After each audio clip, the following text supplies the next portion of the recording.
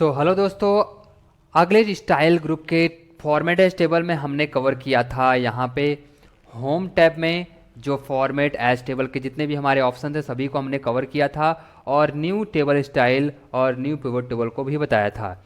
इस टॉपिक में हम यहाँ पे क्लिक करके डिज़ाइन टैब के प्रॉपर्टी ग्रुप को बताएंगे कि प्रॉपर्टी ग्रुप कैसे काम करता है। बहुत इंपॉर्टेंट होने वाला है। अगर आपको यहाँ दिख रहा है टेबल और रिसाइज टेबल, ऐसा लग रहा है कि नॉर्मल है, तो ऐसा कुछ भी नहीं है। ये बहुत इंपॉर्टेंट है कि किस प्रकार से टेबल 1 क्यों दिया है और क्यों यहाँ पे देने का क्या रीज़न है और कैसे काम करता है, ये हम बताएंगे इस वीडियो में। तो बने रहिए लास्ट तक, बहुत इंपॉर्टेंट होने वाला है यहाँ हमारा फॉर्मेट एज टेबल का प्रॉपर्टी ग्रुप। इसके लिए हमको यहाँ पे जैसे हमने यहाँ पे टेबल में कन्वर्ट किया हुआ है, फॉर्मेट एज टेबल का इस्तेमाल किया हुआ है, तो चलिए एक बार और करके दिखा देते हैं। यहाँ पे कंट्रोल ए कर देते हैं, उसके बाद होम टैब में आके फॉर्मेट एज टेबल में हम यहाँ से इस सम का इस्तेमाल कर देते हैं। तो कुछ इस प्रकार से हमारा ये as a format as table में बदल गया। अब इसको हम यहाँ पे इस्तेमाल करेंगे एज अ यहाँ पे डिज़ाइन टैब में प्रॉपर्टी ऑप्शन को। तो यहाँ पे टेबल 1 लिखा हुआ है, तो हम यहाँ पे टेबल 1 का नाम चेंज करते हैं। टेबल 1 और टेबल 2 ऐसे क्यों लिख के आता है, इसका रीज़न बताते हैं। तो इसके लिए हमने यहाँ पे नाम लिख दिया, उसके बाद इसको हम कंट्रोल एस करके सेव करा दिए।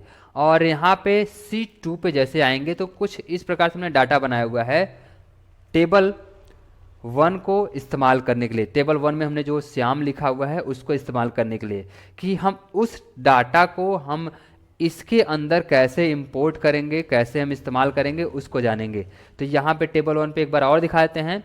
यहाँ पे देख सकते हैं कुछ इस प्रकार से दिख रहा है। एक हमको यहाँ पे कॉलम की और आवश्यकता है जो कि सीरियल नंबर है। तो यहाँ पे हम क्लिक करते हैं और होम टैब में आके एक आगे का कमांड यूज कर लेते हैं इंसर्ट में, और यहाँ पे इंसर्ट सीट कॉलम इस प्रकार से, और यहाँ पे S.N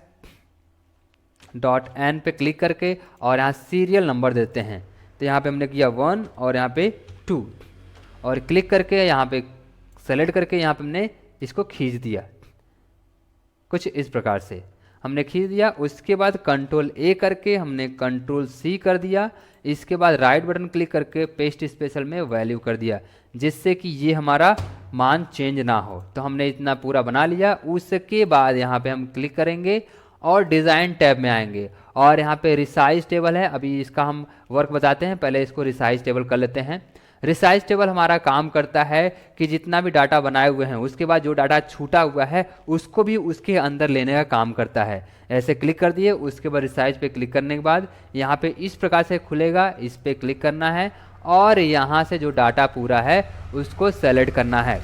तो हमने ये डाटा सेलेक्ट कर लिया। उसके बाद हम यहाँ पे फिर से क्लिक करते हैं और कर देते हैं ओके। अब ये हमारा डाटा पूरा एक तरीके से सेलेक्ट हो चुका है।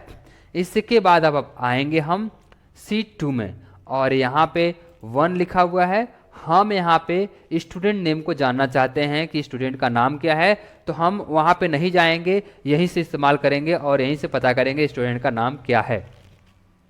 तो यहाँ पे हम एक छोटा सा फॉर्मूला अप्लाई करेंगे हम टेबल 1 को इस्तेमाल करने के लिए। जो टेबल 1 में हमने श्याम लिखा हुआ है, एक बार और दिखाते हैं आपको। यहाँ पे क्लिक करके डिज़ाइन टैब में श्याम लिखे हुए हैं, इसको यानी हम ये नाम टाइप करेंगे और ये सब डिटेल्स भी आएंगे वहाँ पे। चलिए दिखाते हैं। C2 पे क्लिक करेंगे और यहाँ पे इक्वल, यहाँ पे हम भी लुकअप, यहाँ पे भी लुकअप हम लिखते हैं और कीबोर्ड में टैब बटन होगा उसको क्लिक करते हैं। जैसे ही क्लिक करेंगे यहाँ पे हमारा फार्मूला एक्सेप्ट हो जाएगा। उस टेबल को हम यहाँ पे इस्तेमाल कर रहे हैं। इसके लिए हमको ये फार्मूला इस्तेमाल करना पड़ रहा है कि टेबल को कैसे इस्तेमाल करेंगे। यदि आपने बहुत बड़ा डाटा बनाया हुआ है और आप चाहते हो उस डाटा में न जाएं और डायरेक्ट उसकी पूरी डिटेल्स को वहाँ पे हम फिल कर सकें, तो इसके लिए हमको टेबल में जाके वहाँ पे नाम चेंज करिए, चाहे कुछ भी लिख दीजिए, वहाँ पे उस नाम को टाइप करेंगे, ऑटोमेटिक यहाँ पे डिटेल्स आएगा। तो चलिए यहाँ पे लुकअप वैल्यू दिख रहा है, तो लुकअप वैल्यू में वहाँ 1 लिखा है, जैसे कि हमारा सीरियल नंबर 1 2 3 दिया गया है, तो यहाँ हमने 1 कर दिया।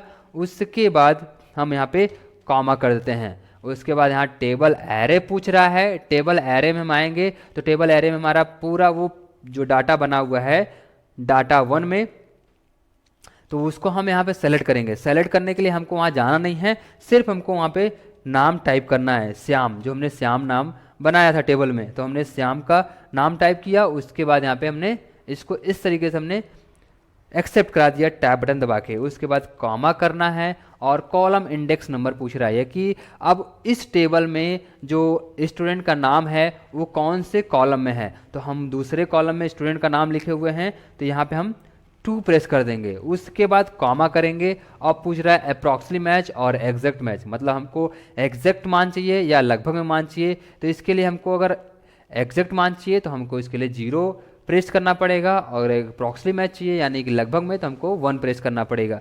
तो नीचे एग्जैक्ट मैच है तो इसके लिए हम 0 प्रेस करेंगे और शिफ्ट बटन दबा के ब्रैकेट क्लोज कर देंगे। उसके बाद इंटर करेंगे, जैसे करेंगे हमारा आकाश का नाम यहाँ पे आ गया। ऐसे ही अगर हम फीस रसीद में हम यहाँ पे 2, 3, 4 ऐसे हम एडमिशन नंबर से या सीरियल नंबर से कुछ भी नाम टाइप करते हैं तो ऑटोमेटिक यहाँ पे सबका नाम चेंज आएगा। हमको बार बार ऐसे फीस रसीद बनाने की आवश्यकता नहीं पड़ेगी। टेबल 1 का इस्तेमाल या डिज़ाइन टैब में हम प्रॉपर्टी का इस्तेमाल करके हम ऑटोमेटिक एक ही फीस रसीद पे बस हम सीरियल नंबर या एडमिशन नंबर चेंज करेंगे, ऑटोमेटिक हमारा पूरा डिटेल्स एक ही फीस रसीद में आएगा। हम प्रिंट करके सबको दे भेज सकते हैं। हमको ऐसे करके बहुत सारा नहीं बनाना पड़ेगा। चलिए एक बार और इस्तेमाल कर देते हैं यहाँ पे कि हमको टोटल फीस जानना है कि टोटल फीस कितना है।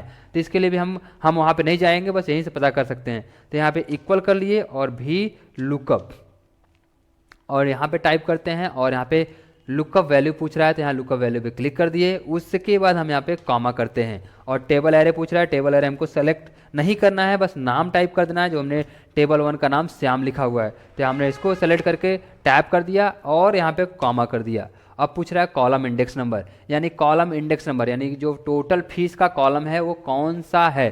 तो यहाँ पे अगर आएंगे सीट 1 में तो यहाँ दिखेगा 1, 2, 3, 4, 5 यानी कि 5वां कॉलम इंडेक्स नंबर है। तो यहाँ पे आप 5 प्रेस कर दीजिएगा, आपको ये याद होना चाहिए। यहाँ पे हम इसको हटाते हैं और यहाँ पे 5 प्रेस करते हैं और यहाँ पे कॉमा करते हैं, और एग्जैक्ट मैच के लिए हम 0 प्रेस करते हैं और ब्रैकेट क्लोज करके इंटर प्रेस करते हैं। जैसे करेंगे हमारा यहाँ से सो यहाँ पे देख सकते हैं कि हमने यहाँ पे थोड़ा मिस्टेक किया। हमारा जो 5 था वो 5 नहीं, यहाँ पे 6 होना चाहिए कि वो हमारा टोटल फीस 6 कॉलम में है, 6वें कॉलम में है। तो हमने 6 प्रेस करके इंटर किया। अब देख सकते हैं कि आकाश का टोटल फीस 5,555 रुपये है। अगर आप एडमिशन नंबर चेंज करेंगे, जैसे हमने एडमिशन नंबर चेंज किया, यहाँ पे 2 प्रेस किया, ऑटोमेटिक ये दोनों चेंज हो जाएगा। ऐसे अगर आप चाहते हैं मोबाइल नंबर ज्ञात करना तो यहाँ पे इक्वल, यहाँ पे भी लुकअप, और यहाँ से सीरियल नंबर या एडमिशन नंबर जो भी है यहाँ पे दे दीजिए। उसके बाद टेबल एरे के लिए आप श्याम, जो यहाँ पे हमने टेबल बनाया हुआ है, यहाँ पे श्याम का नाम आ जाएगा, आप उसको सेलेक्ट करके टैप कर दीजिएगा। इसके बाद कॉमा करना है और यहाँ पे कॉलम इंडेक्स नंबर दे रहा है। कॉलम इंडेक्स नंबर यानी मोबाइल नंबर कौन से कॉलम में है, यहाँ पे क्लिक करके याद कर लीजिएगा 1, 2, 3, 4, 5 यानी 5वें में आपका यहाँ पे मोबाइल नंबर है। तो यहाँ पे आप इसको हटा के 5 प्रेस करके कॉमा और 0 शिफ्ट के साथ ब्रैकेट क्लोज करके इंटर कर दीजिए। तो कुछ इस प्रकार से यहाँ पे दिख जाएगा। तो आपको सिर्फ यहाँ पे एडमिशन नंबर चेंज करना है, ऑटोमेटिक यहाँ पे मोबाइल नंबर और Aadhaar number, account number, course duration, इस प्रकार से आप वहाँ बनाने के बाद यहाँ पे बस सीरियल नंबर चेंज करिए, ऑटोमेटिक यहाँ पे टोटल फीस कितना है और स्टूडेंट कौन सा है, मोबाइल नंबर क्या है, मदर नेम क्या है, एडमिशन नंबर क्या है और इनरोलमेंट नंबर क्या है, सब यहाँ पे दिखा देगा कुछ इस प्रकार से। तो हम इस प्रकार से यहाँ पे होम टैब के फॉर्मेट एज टेबल के अंदर जो हमारा यहाँ पे डिज़ाइन ग्रुप में प्रॉपर्टी ऑप्शन दिया हुआ है, टेबल नेम्स और रिसाइज टेबल का इस्तेमाल कर सकते हैं। सो कैसा लगा हमारा वीडियो कमेंट करके बताइएगा। मिलते हैं नेक्स्ट वीडियो में, तब तक के लिए नमस्कार, जय हिंद।